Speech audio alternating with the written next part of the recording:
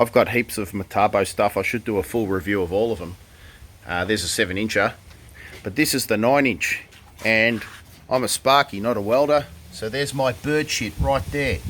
And you're going to need one of these if you weld like me, so let's see how it just cuts through it. And that'll do on the edge of that wheelie bin toolbox. Hope it doesn't fall off.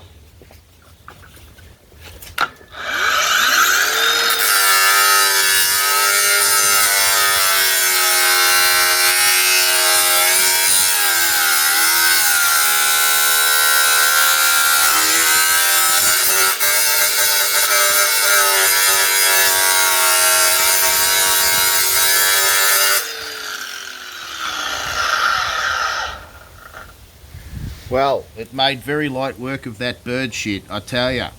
And even if you're a pro, I've got to say, the time you save is incredible.